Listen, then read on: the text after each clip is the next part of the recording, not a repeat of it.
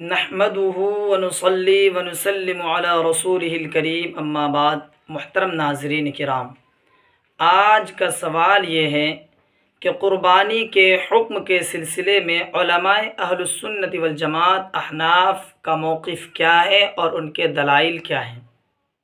جواب: قربانی کے حکم کے سلسلے میں علماء اہل السنت والجماعت احناف کا موقف یہ ہے کہ قربانی کرنا واجب ہے۔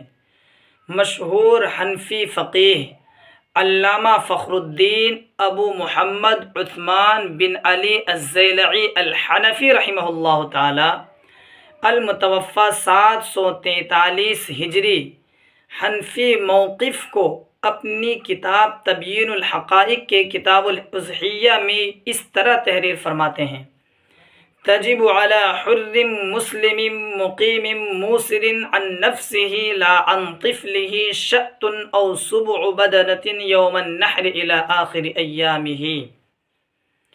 10 ذی الحجہ سے لے کر قربانی کے آخری دن یعنی 12 ذی الحجہ تک ہر اس آدمی پر قربانی کرنا واجب ہے جو آزاد ہو، مسلمان ہو، مقیم ہو اور صاحب نصاب ہو۔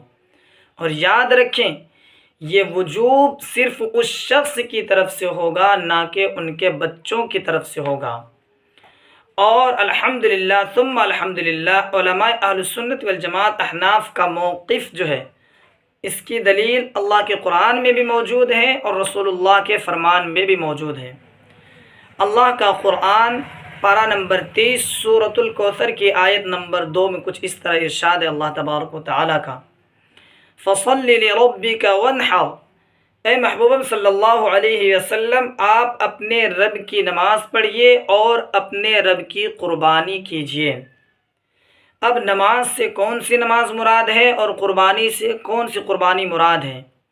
تو اس کے متعلق امام ابو بکر احمد الرازی الجساس رحمہ اللہ اپنی کتاب احکام القرآن للجساس کے اندر یوں ارشاد فرماتے ہیں: قال الحسن رحمہ اللہ صلاة یوم النحر ونحر البدن۔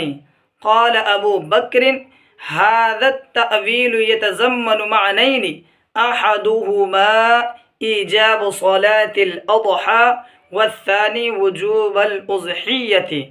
ترجمہ: حسن بصری رحمہ اللہ نے فرمایا کہ مذکورہ آیات جو نماز کا ذکر ہیں تو اس سے مراد عید کی نماز اور ونحر سے قربانی مراد ہے۔ امام ابو بکر احمد الجساس رحمۃ اللہ علیہ